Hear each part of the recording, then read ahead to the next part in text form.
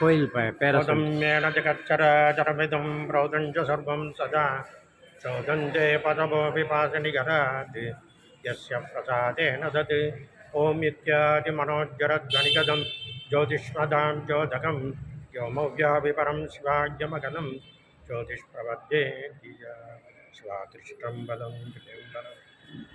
இது ஈரோடு ஈஸ்வரன் கோயில் என்று பெயர். அம்பாள் பெயர் வாருணாம்பிகா சமேத ஆருத்ர கபாலீஸ்வரர் என்று பெயர். ஆருத்ரம்னா ஈரம், கபாலம்னா ஓடு. அதனால் இந்த ஊருக்கு பேரே ஈரோடு என்று பேர் வர காரணம். சுவாமிக்கு 12ஆம் நூற்றாண்டில் லக்ஷ்மிகாந்தன் ஒரு அரசர் ஆண்டு வந்தவர். இங்கே வந்து சுவாமி இருக்கிற இடம் வந்து ஒத்தையடி பாதை. அது வழியாக வந்து ஒரு 100 குடம் பால் ஒரு யாகத்துக்காக அரசர் கொண்டு போகிறப்ப ஒவ்வொரு குடம் பால் வந்து இங்கே விழுந்துருது. அப்போ விழுகிறப்ப அரசரே கூட வந்து பார்க்குறப்ப இந்த இடத்துல ஏதோ மகிமை இருக்குது, அதை வந்து இது பண்ணுங்க அப்படின்னு சொல்லி இது பண்ணுறப்ப அந்த இடத்துல தோன்றப்ப சுவாமியினுடைய சிரசில் பட்டு 4 இதழ்களாக விழுந்துதான். அதான் சித்தோடு வெள்ளோடு பேரோடு ஈரோடு என்று பேர் வர காரணம். சுவாமிக்கு வந்து அப்போவே வந்து இந்த இதுக்கெல்லாம் பூமி காணிகள்லாம் எழுதி வச்சு இது பண்ணி அரசர் வந்து இது பண்ணிட்டு போயிட்டார். அதுக்கப்புறம் வந்து பக்தர்கள்லாம் இப்போ வந்து எல்லாம் செய்து இது பண்ணி பண்ணுறாங்க. இதுக்கு வந்து மாசி மாதத்தில் 25, 26, 27 இந்த 3 நாளும் சூரியன் வந்து சுவாமி மேலே விழுவார். அந்த சூரிய வழிபாடு கதிரவன் வழிபாடுன்னு பேர். அது வந்து அந்த 3 நாளும் காலையில் உதயத்தப்ப சுவாமி வந்து இது பண்ணி வழிபடுறார், கதிரவன் வழிபாடு. இங்கே வந்து இருக்கிறோம். அப்புறம் இங்கே சந்திரனும் சனீஸ்வரனும் நேருக்கு நேர் இருக்கிறதுனால இந்த சனியும் இது இருக்கிற இப்போ புனர்தோஷம் என்ற ஒரு தோஷத்துக்காக இங்கே வந்து பண்ணால் அது விசேஷமானது, ரொம்ப விசேஷமான எல்லா இடங்கள்லையும் வந்து இது ஈரோடு மையப்பகுதியில் இருக்கிற ஒரு கோவில். பேர் ஆருத்ர கபாலீஸ்வரர், வாருணாம்பிகா சமேத ஆருத்ர கபாலீஸ்வரர் என்கிற பேர். அவ்வளோதானுங்களா சாமி? போகிறோம்.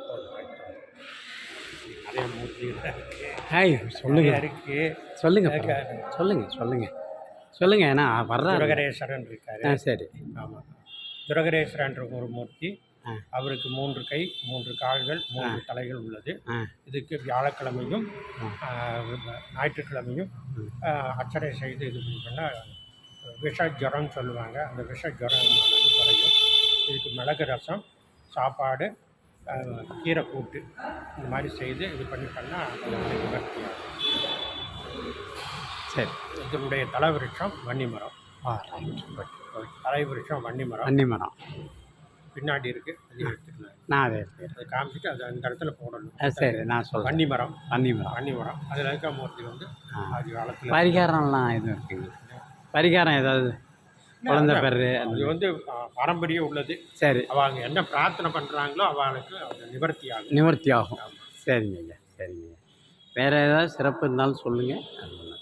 அப்புறம் எப்போ போல உள்ள பிரதோஷங்கள் இதுதானே. சரி, ஓகே, தேங்க்யூ. நம்ம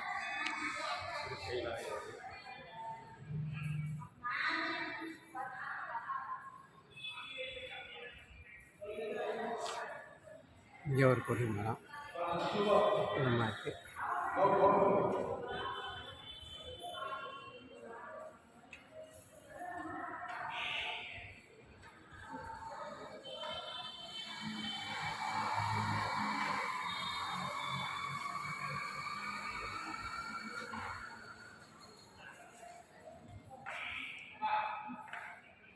மார்கண்டேயருக்காக அவன் கனிந்த கோயில்.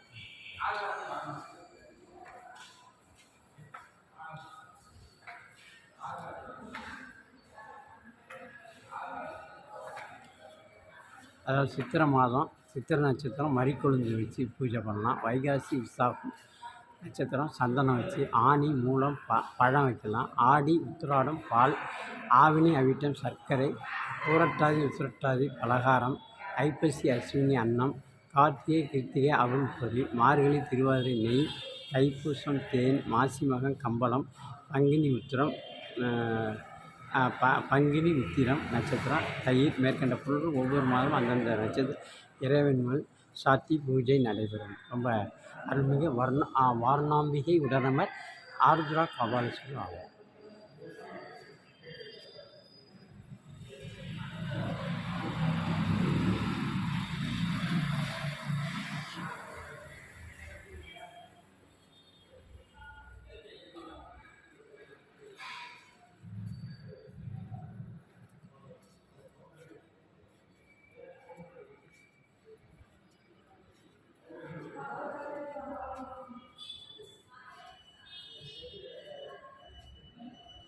வாராகி சப்த கன்னியர்கள் இருக்காங்க இங்கே. அதான் நம்ம பார்த்துட்டு வரோம்.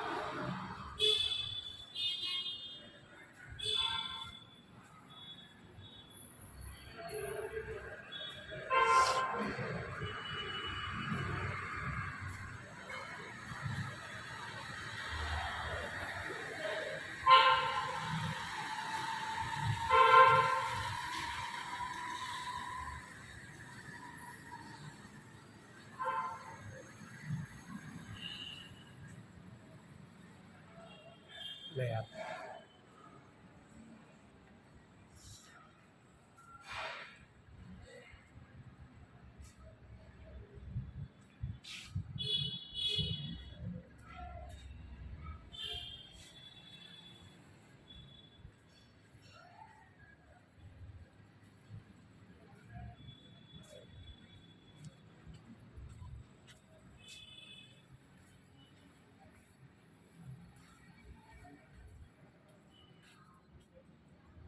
சண்டிகேஸ்வரர் எல்லாரும் சண்டிகேஸ்வரர் இருப்பாங்க. இங்கே சண்டிகேஸ்வரி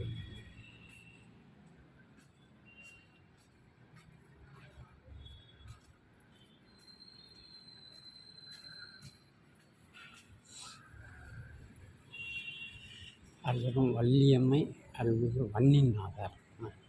சூப்பர். வன்னி மரம் இருக்குது. அற்புதமாக இருக்குது.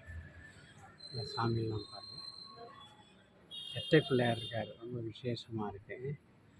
ரெட்டை பிள்ளையார், சிவலிங்கம், மாதுளங்கனி வச்சுருக்காங்க பாருங்கள். அற்புதமாக இருக்குது. வன்னி மரம், பைரவர் இருக்கார். இந்த தலவருட்சம் 800 ஆண்டுகளுக்கு முற்பட்டதுன்னு சொல்கிறாங்க.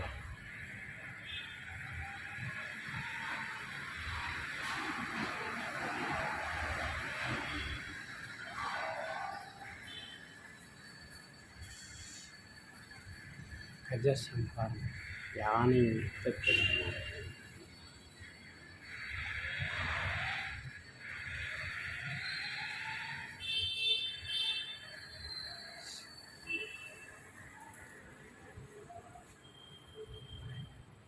விளக்கு ஏற்றிருக்காங்க.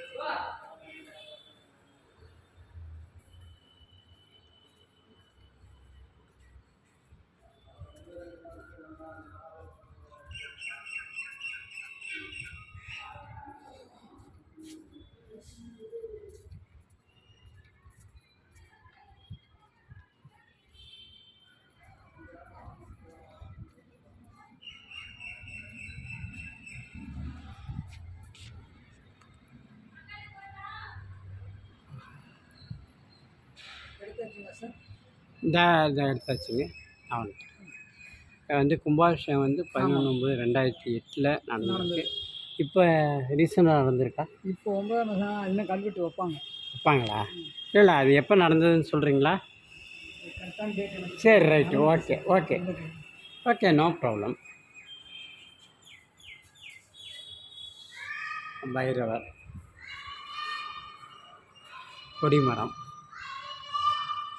அவ்வளோதான். ஆமாம். தாண்டவன் என்ற ஏழை நெசவாளி குளிரால் நடுங்கிய அடியாருக்கு கொடுத்த ஆடை அடுத்த நாள் காலை தொண்டீஸ்வரரின் மேனி மேல் போடப்பட்டிருந்தது. ஆகா, எவ்வளோ சிறப்பான சிவன் அருள் எவ்வளோ இது இருக்கின்றது இதன் மூலமாக தெரிகிறது.